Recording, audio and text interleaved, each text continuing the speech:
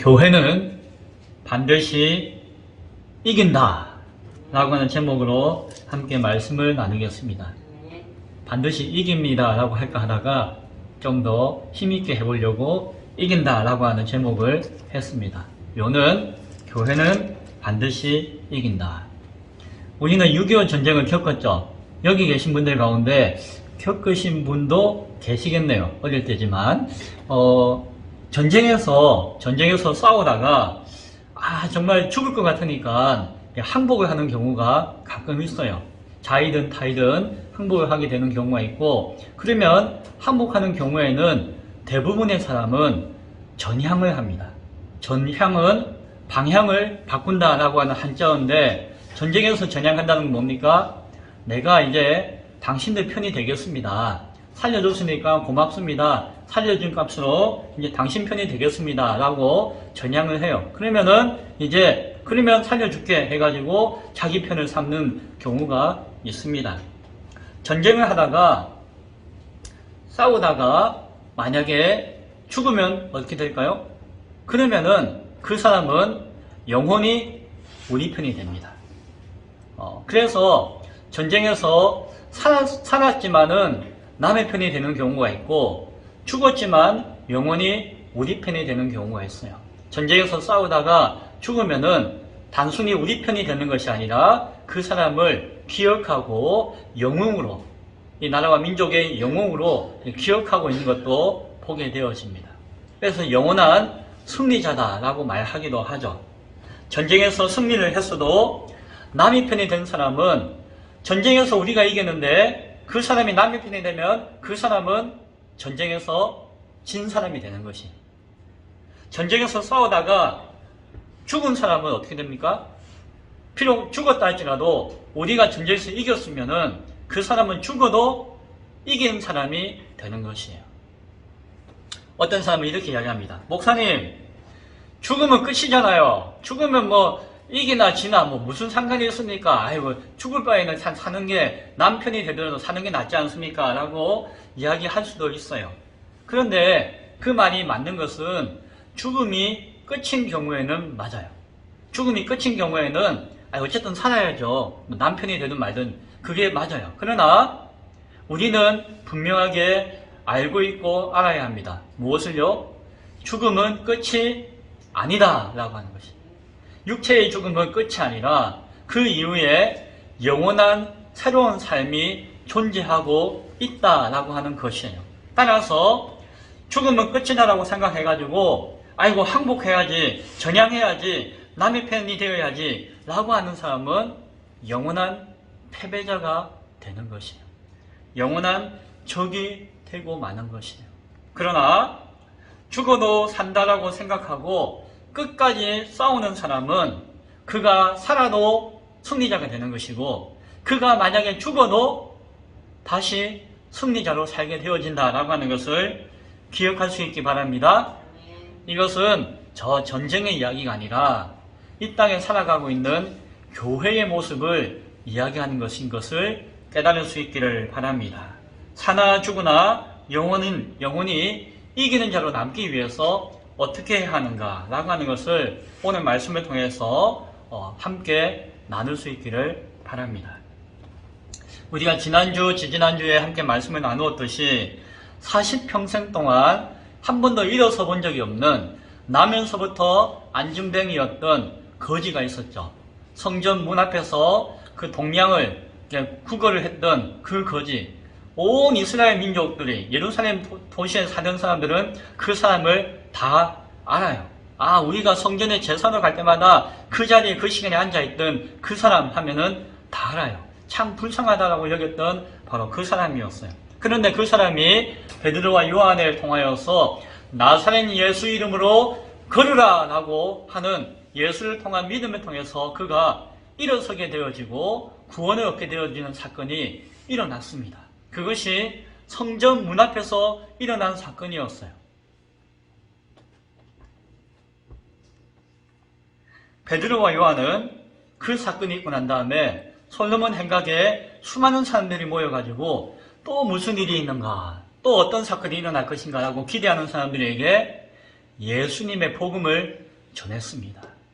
이가 낫게 된 것은 예수 그리스도의 이름의 권세와 능력 때문이고 당신들이 가지고 있는 그 태어나면서부터 가지고 있던 각자의 문제들, 심지어는 죽음의 문제까지도, 죄의 문제까지도 예수의 이름 앞에 나오면은 모두가 치료받고 회복되어지고 구원에 이르게 될 것입니다 라고 하는 사실을 베드로는 크게 모여있던 수많은 사람들에게 담대하게 가르치고 선포하였어요. 그래서 수천 명의 사람들이 예수님을 알고 믿게 되는 역사가 그때 일어났던 것이에요. 그런데 그 순간 예수를 바르게 믿고 참된 구원을 얻어야 합니다라고 믿고 그런 역사가 나타나는 그 순간에 그런 놀라운 순간이 나타났음에도 불구하고 참 안타까운 사건이 그 이후에 일어나는 것을 보게 되어져요. 그 사건을 우리가 살펴볼 것이에요. 그리고 그 사건을 통해서 믿음의 법칙, 신앙의 법칙에 대해서 중요한 사실 한 가지를 함께 깨닫고 나누기를 원합니다. 그 법칙의 1단계는 무엇인가 하니 예수님과 복음을 전하면은 핍박이 옵니다. 무슨 소리입니까, 목사님? 예수님 전하고 복음 전하면은 복을 주는 것이니까 복 받아야죠.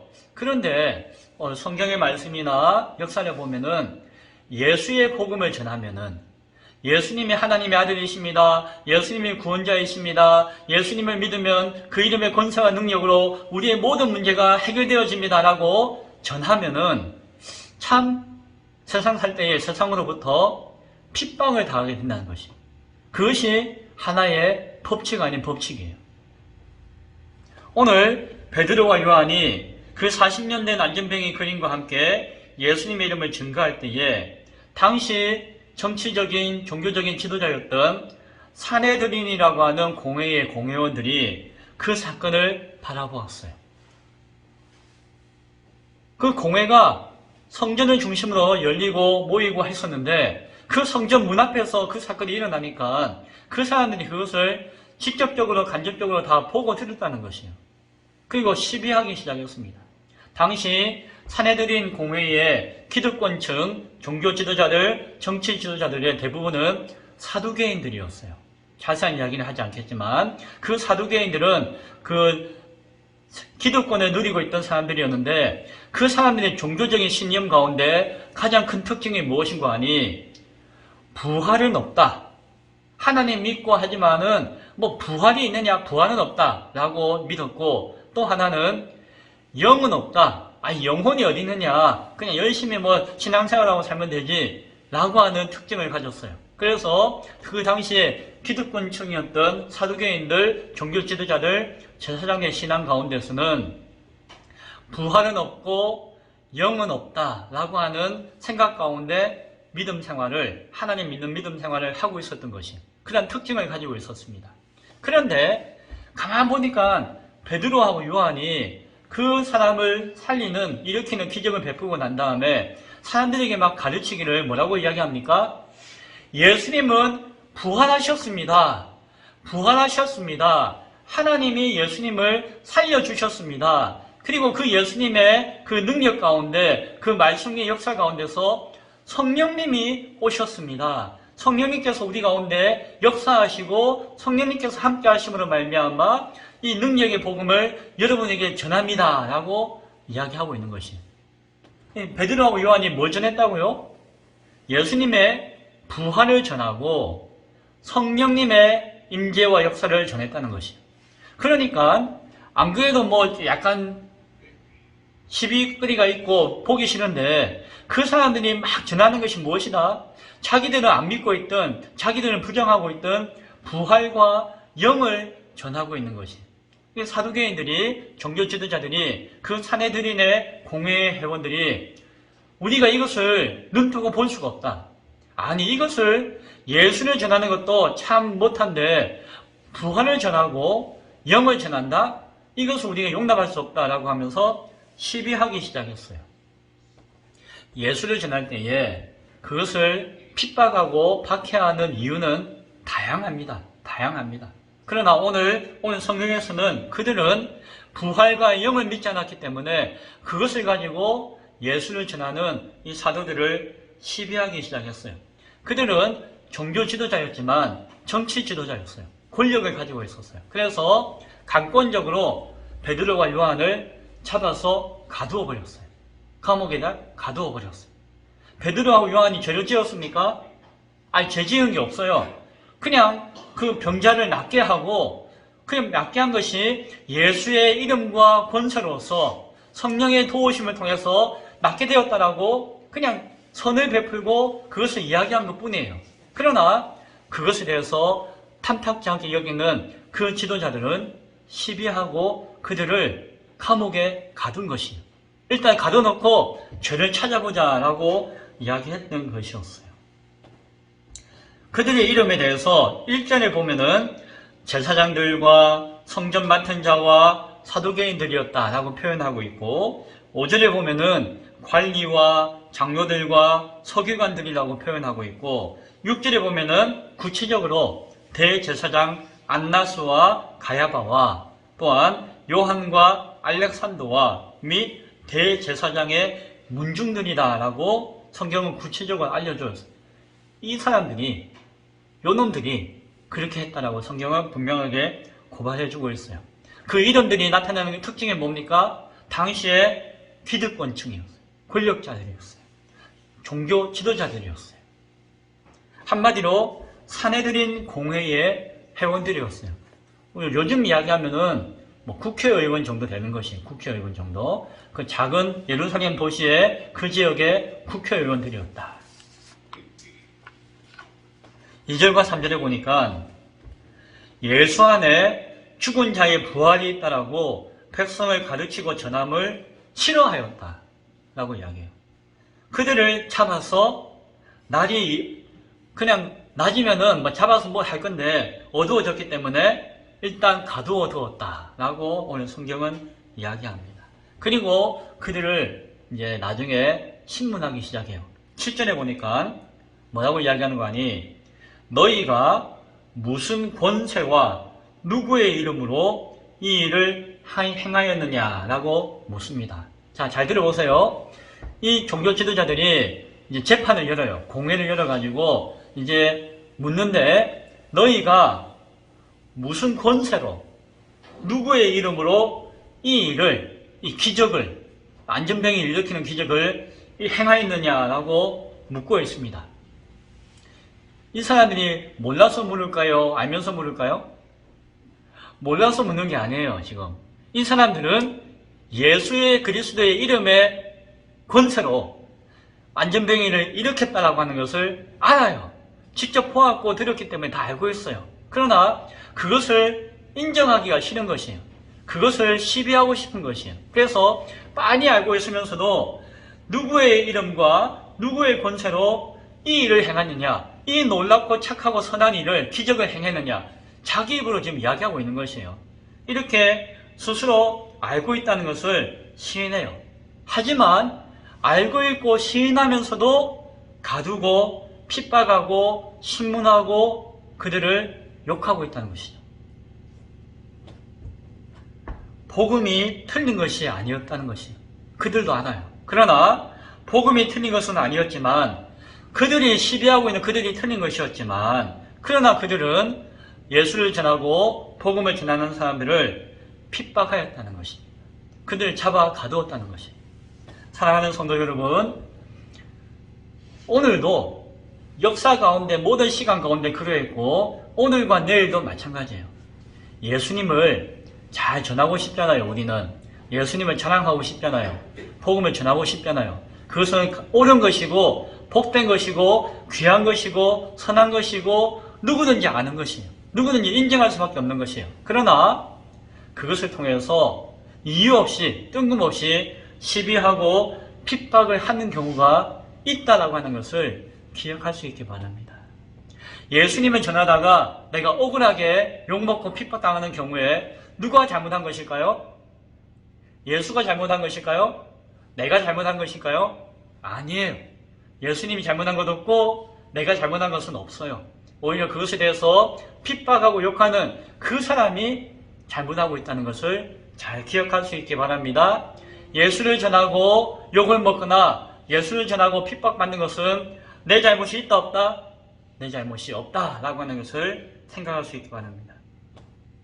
두 번째 단계의 원칙은 성령으로 충만한 성도는 그 싸움의 시비 앞에 말씀으로 타협하지 않고 싸운다는 것이. 뭐라고요? 타협하지 않고 맞서 싸운다는 것이. 어떤 사람은요? 성령으로 충만한 사람은. 9절과 10절에서 베드로는 담대하게 대답합니다. 사실 이것이 자기들이 트라우마가 있는 것이에요. 무슨 트라우마요? 얼마 전에 예수님이 그렇게 잡혀가셨어요. 예수님이 죄 지은 것도 없어요. 잘못한 것도 없어요. 그러나 괜히 시비를 걸어가지고 예수님을 잡아갔어요. 밤새도록 괴롭히다가 그 다음날 아침에 십자가에 못 박아 죽여버렸어요. 재판도 제대로 열지 않고 그냥 자기 마음에 안 든다 해서 잡아가지고 예수님을 십자가에 못 박아 죽여버렸어요. 그때 제자들이 얼마나 무섭고 떨렸던지 다 피하고 도망했던 것이 얼마 전의 일이었어요. 성령이 오시기 전까지의 그들의 모습이었어요. 그때의 기억이 생생하게 떠오르는 것이 지금 아무 이유 없이 잡아가가지고 옥에 가두고 막 으르릉 하면서 시비하니까 옛날 같았으면은 막 두렵고 떨렸을 것이에요. 아이고 또 우리 예수님이 저렇게 이렇게 하다가 달려 죽으셨는데 나도 죽는 거 아닌가라고 하는 두려움이 있을 수도 있었을 것이에요. 맞아 죽고 욕먹어 죽고 억울하게 죽을 수도 있다는 것을 그들은 알 수 있었던 것이에요. 그러나 성령에 충만했던 베드로와 요한과 사도들은 오늘 성경을 보니까 이전과 달라졌어요. 전혀 달라졌어요. 뭐라고 이야기합니까? 9절과 10절에 보니까 만일 병자에게 행한 착한 일에 대하여 이 사람이 어떻게 받았느냐고 오늘 우리에게 질문하는 것이라고 한다면은 이라고 해요. 내가 대답할 수 있는 것은 무엇인가 하니 너희와 모든 이스라엘 백성들은 알라. 두려워하지 않아. 오히려 당신들 똑바로 아시오 라고 이야기하는 것이에요. 뭐라고? 너희가 십자가에 못 박은 뭡니까? 당신들 전부 다 죄인들입니다. 당신들이 옳지 못한 사람들입니다. 당신이 예수님을 죄 없는 예수님을 십자가에 못 박은 죄인들 아닙니까? 라고 오히려 고발하는 것이에요. 하나님이 죽은 자 가운데서 살리신 뭡니까? 당신들이 아무리 부활을 부인하고 부활을 싫어한다 하더라도 예수님이 부활하셔가지고 40일 동안 우리가 먹고 자고 여러분 곁에서 증거하고 있던 것을 보지 않았느냐. 당신들이 십자가에 못 박아서 죽고 다 확인하고 무덤에 묻었던 그 예수님이 사흘 만에 살아나셔가지고 당신들 앞에 나타났고 살아계신 하나님을 증거하는 그 모습을 우리가 보지 않았느냐.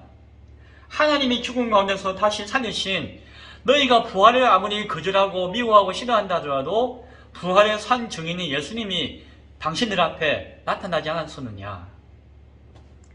나사렛 예수 그리스도의 이름으로 나사렛에서 태어나신 바로 그분이 메시아 그리스도이시며 그분이 예수님이신데 그 예수님의 이름과 권세로서 이 사람이 건강하게 되어 너희 앞에 섰느니라 라고 이야기합니다.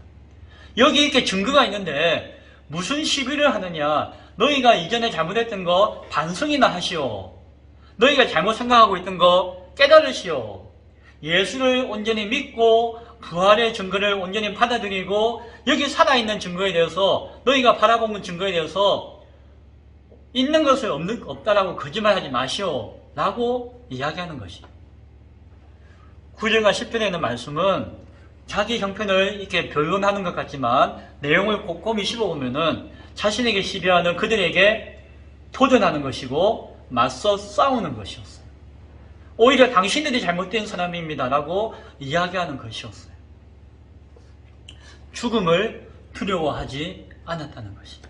내가 지금 당장 갇혀있고 핍박당하고 있지만 이것을 나의 모습이라고 여기지 않고 그 가운데 담대하게 맞서서 진리와 말씀으로 싸우는 모습을 이 제자들은 보여주었다는 것이죠. 얼마 전까지만 해도 다 도망갔던 사람들이었어요. 그러나 성령이 임하시고 성령을 충만해지니까 이런 용기와 믿음이 담대하게 드러나는 것입니다. 목에 칼이 들어가도 두려워하지 않는 용기가 그들 앞에 생겼던 것이죠. 그러면서 결정적으로 이야기합니다. 12절에 뭐라고 이야기합니까? 다른 이로서는 구원을 받을 수 없나니 천하 사람 중에 구원을 받을 만한 다른 이름을 우리에게 주신 일이 없음이라 라고 이야기해요. 그 모든 유대인들은 다 하나님 믿는다고 하는 사람들이었어요. 하나님 믿고 구원을 받는다라고 생각했어요. 율법을 잘 지키고 하나님을 잘 믿고 어떻게 하면은 다 구원을 받는다라고 생각하는 사람 가운데 있었어요. 그러나 분명하게 이야기합니다. 당신이 예수 그리스도 이외에 다른 이름으로서 뭘 하고 해서 구원에 갖는다고 하더라도 그것은 아무 소용이 없다는 것을 우리가 증거하지 않았느냐라고 이야기하는 것입니다. 다른 이로서는 구원을 받을 수 없나니 천하 사람 중에 누구 한 사람이라도 구원을 받을 만한 다른 이름을 우리에게 주신 일이, 하나님이 주신 일이 있다 없다? 없다라고 합니다. 그건 뭡니까? 오직 예수 그리스도의 이름만으로 우리가 구원에 이르게 되어지고 우리의 인생의 모든 문제가 해결되어진다라고 하는 그 사실을 아시오라고 담대하게 말씀하고 있는 것입니다. 자, 이렇게 이야기하니까 그 산헤드린 공회에 있던 그 지도자들이 어떻게 했을까요? 오늘 성경을 보니까 깜짝 놀랐다. 막 잡아가두고 윽박 지르고 막 협박하고 하면은 깨갱깨갱 해가지고 아이고 예예 하고 고개를 푹 숙이고 할 줄 알았는데 오히려 당신들이 잘못한 것이고 당신 저를 아시오, 예수의 이름 외에는 없어, 예수를 믿으시오라고 이야기하니까 이 사람들이 너무 놀란 거예요. 이 지도자들이. 베드로와 요한이 담대하게 말함을 보고 또한 병 나은 사람이 함께 서 있는 것을 보고 오늘 성경을 보니까 비난할 말이 없는지라 라고 이야기해요. 기가 막히기도 했지만 베드로가 한 이야기가 다 맞는 이야기거든요. 이 사람이 멍청한 사람들이 아니고 똑똑한 사람들이잖아요. 맞는 이야기를 담대하게 이야기하니까 오히려 자기들이 깨갱하고 기가 죽어가지고 다 맞는 이야기네. 그러면서 아니, 당신들은 배우지도 못한 사람들인데 예수하고 같이 지내는 건 아니지만은 이런 무식한 사람들이 어떻게 우리 같은 똑똑하고 이게 엘리트가 이렇게 담대하게 이야기하느냐. 담대하게 고개 빳빳하게 들고 이야기하는 것도 놀랍지만은 하는 이야기가 틀린 이야기가 하나도 없으니까 더 놀란 것이. 뭐라고 이야기합니까? 그들이 오히려 두려워졌어요. 그래서 공회에서 나가라 라고 이야기해요. 막 이 사람들이 재판해가지고 시비해가지고 막 잡아가지고 막 협박하려고 했는데 그들이 담대하게 맞서 싸우니까 어떻게 할지 몰라가지고 나가라 하면서 내보내는 것을 보게 되어집니다. 그리고는 자기들끼리 머리를 맞대고 서로 의논하기 시작해요. 아이고 참, 이 사람들을 어떻게 할까? 이 사람들을 어떻게 할까? 유명한 표적이 나타나는 것도 사실이요. 이것이 모든 사람들에게 다 알려졌고 우리가 보고 듣고 알고 있는 것도 부인할 수 없는 사실이요. 고민을 하기 시작해요. 그래서 한다는 소리가 그러면은 이런 소리 듣기 싫으니까 더 이상 퍼지지 못하게 어떻게 한다? 위협하자. 겁주자. 위협하자라고 결론 내려요. 그리고 너희가 이 예수의 이름을 아무에게도 말하게 하지 말자. 말하지 마. 너희들 다시는 그러면 안 돼. 그러면 내가 다음에 또 야단칠 거야. 이렇게 위협하고 타협하기를 권고해가지고 내보내야지 뭐. 죄가 없으니까. 이렇게 결론을 내었습니다. 무엇입니까? 위협을 했는데 위협이 안 통해요. 타협을 할 수밖에 없다는 것이죠. 예수 믿는 자에게 우리가 복음을 전할 때에 세상은 우리를 죽이고자 으르렁거리고 핍박할 수도 있어요. 그러나 우리가 죄가 없기 때문에 더 이상 시비하지 못하는 것을 우리가 바라볼 수 있어야 됩니다. 오늘 성경을 보니까 경고하고 예수의 이름으로 절대 말하지도 말고 가르치지도 말라라고 해요. 그러면 살려줄게 라고 협박을 해요. 자, 이렇게 해서 우리 퉁치고 지나가자. 널 이렇게 잡아왔는데 그냥 보내면 또 우리도 좀 체면이 있으니까 그렇게 해야 된다. 알겠지? 그러면 살려줄게 라고 이야기해요.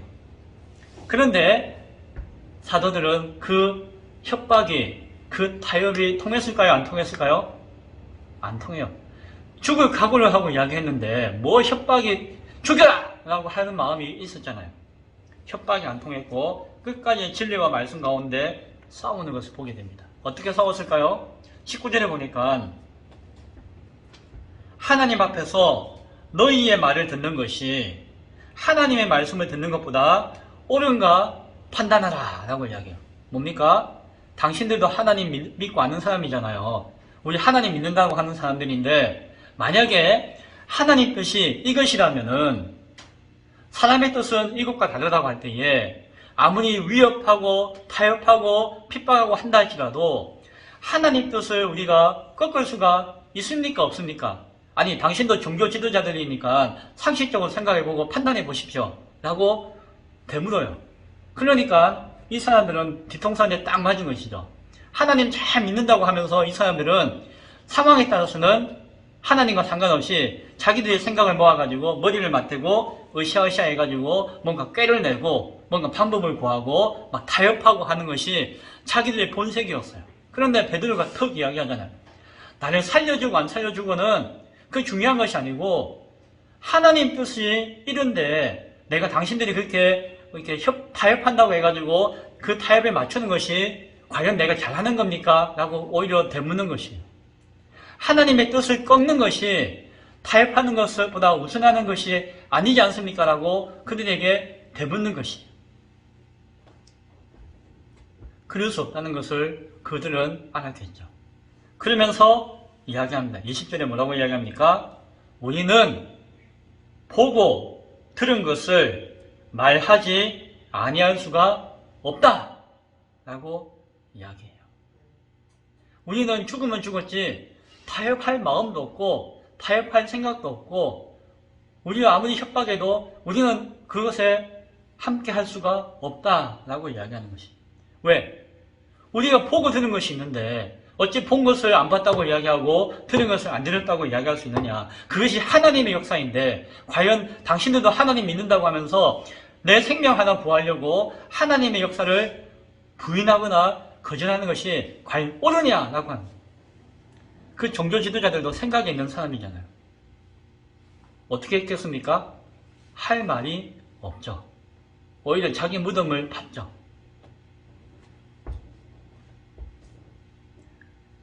어떤 위협과 어떤 핍박 가운데서도 타협하지 않고 끝까지 싸울 수 있는 성도님들 될 수 있기를 바랍니다. 세 번째 단계예요. 세 번째 단계. 성령님은 교회를 반드시 이기게 하십니다. 그들이 또 고민이 생겼어요. 이 모든 것을 이 백성들이 다 보고 있다는 것이에요. 그 선을 행하고 그 사람, 불쌍한 사람을 살려주었는데 그걸 가지고 시비했던 자신들을 보았죠. 뭔가 꼬투리를 잡아가지고 그 깨갱하게 만들어야 되는데 고개를 빳빳하게 들고 오히려 우리가 잘못한 것이 아니고 당신이 잘못한 것입니다라고 담대하게 싸우니까 또 그게 맞으니까 어떻게 할 수 없잖아요. 아무도 안 보면은 뒤통수로 때리겠는데 백성들이 다 보고 있으니까 그 종교 지도자들 입장에서 함부로 할 수 없잖아요. 어떻게 처벌할지 방법을 찾지 못하고 라고 이야기해요. 그러면서도 마지막으로 그래도 그냥 가만 안 둘 거야 하고 다시 위협하고 결국 어떻게 했다고요? 놓아 주었으니 라고 성경은 이야기합니다. 놓아준 것이 놓아주고 싶어서 놓아준 것이 아니에요. 방법이 없으니까. 그리고 그 마지막으로 한마디를 해요. 너 그 다음에 한 번 더 그리면 내가 가만 안 둬? 이 뭡니까? 정말 유치한 것이죠. 다시 위협하여서 놓아주었어. 그런데 그것을 바라보고 있던 백성들은 그 모든 것을 다 알고 있죠. 그래서 모든 사람이 그 된 일을 보고 하나님께 영광을 돌림이라. 예수 그리스도를 전하고 기적을 행하고 그 사건만으로도 하나님의 은혜를 경험하고 구원에 이르게 되었는데, 그걸 시비하는 사람들이, 오히려 힘 있는 권력자들이 시비하였는데, 시비해놓고도 아무것도 못하고 깽깽하고 마치 꼬리를 빼두고 있는 모습을 보니까, 이야, 정말 예수의 이름 가운데 전하는 이 복음의 능력은 세상을 이기는 것이구나. 아무리 돈이 많고 힘이 세고 권력이 있는 이 사람들도 그 담대한 믿음의 고백 앞에서는 아무것도 아니구나라고 하는 것을 알게 되고 보게 되고 듣게 되고 하나님께 영광을 돌리게 되었다라고 오늘 성경은 이야기합니다. 성령님께서 이기게 하시는 줄로 믿습니다. 독사가 이를 이빨이 있잖아요. 이를 가지고 막 혀를 날름거리면서 어디 한 번만 물어봐라. 물리는 그 순간 내 입에 있는 독을 촥 뿜어가지고 죽여버려야지 라고 하면서 독사가 막 날름거려요. 이 독사가 날름거리다가 뭐가 있다 해가지고 철근을 꽉 하고 물었어요. 이게 뭐라고요? 철근이에요. 꽉 물었어요. 독사가 물었다. 야, 독을 한번 받아봐라 하고 독을 쫙 뿜어요. 그런데 이 독사는 내가 물었고 독을 뿜었기 때문에 이것은 죽을 거다라고 생각했는데 결과는 어떻게 되었을까요? 독사 이빨이 다 부러지고 독이 다 뽑아나가지고 진액이 빠져가지고 독사는 말라 죽어버렸어요. 오히려 자기가 죽어버린 것이. 예수의 이름을 전하고 복음을 전하는 사람은 성령님께서 도우시고 영원히 이기게 하십니다. 아무리 사단이 악한 자가 독사가 물어뜯고 시비하고 싸워도 결국에는 누가 이긴다고요? 교회가 이긴다는 것이. 예수의 이름을 전하는 자가 이긴다는 것이. 당장에는 물린 것 같고 당장에는 문 것 같고 당장에는 독이 뿜어져 나온 것 같지만 결국엔 누가 이긴다고요? 교회가 이긴다는 거예요. 결국은 누가 죽는다고요? 이 독사가 이가 부러져 가지고 말라 비틀어져 죽게 되어진다는 것이죠. 그것이 영적인 세상의 영적인 싸움의 모습인 줄로 바라볼 수 있기를 바랍니다. 말씀을 맺습니다. 복음을 전할 때에 나타나는 세상의 반응과 교회에 찾아오는 모습은 핍박이에요. 박해예요. 좋은 소리 못 들을 수가 있습니다. 욕먹을 수가 있습니다. 그것은 눈에 보이게 나타날 수도 있고 눈에 안 보이게 은근히 나타날 수도 있습니다. 그러나 우리는 두려워할 필요가 없고 막 쫄 필요가 없고 담대한 마음을 가지고 끝까지 싸워야 돼요. 우리 그냥 대충 이렇게 하지 타협을 전해와도 타협해서는 안 돼요. 타협하면은 전향하는 것이고 지는 것이고 영원한 패배자가 되는 것이에요. 설령 내가 죽는다 할지라도 내가 오른편에 서 있으면은 죽어도 이기는 것이에요. 그리고 죽어도 사는 것이에요. 사나 죽으나 우리는 영원한 승리자가 될 줄로 믿습니다. 핍박하는 자는 그냥 위협할 뿐이에요. 결국에는 우리를 고개 꺾게 만드는 것이에요.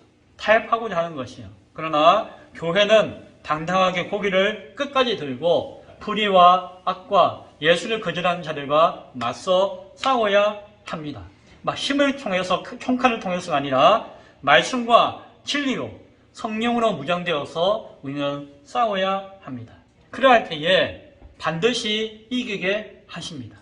당장에는 물리는 것 같고 당장에는 맞는 것 같고 당장에는 욕먹는 것 같아도 성령께서 지키심으로 말미암아 반드시 이기게 하시는 것을 바라볼 수 있기를 바랍니다. 살아도 이기고 죽어도 이깁니다. 그것이 교회의 모습입니다. 참된 교회의 마지막 모습입니다. 타협하지 않으시면 됩니다. 항복하지 않으시면 됩니다. 포기하지 않으시면 됩니다. 그러면 반드시 이깁니다. 오늘도 우리가 말씀과 기도로 무장하시고 성령으로 충만하여서 그 믿음 가운데 예수 이름을 전하십시오. 고백하십시오. 나에게 주어진 그 삶과 내 이 삶을 담보로 붙잡고 위협하고 있는 어떠한 세력과 어떠한 불의한 것과 맞서 싸워 이길 수 있기 바랍니다. 그리고 이기는 자의 그 열매를 누릴 수 있는 복이 있을 수 있기를 간절히 축복하며 축원드립니다. 기도하겠습니다.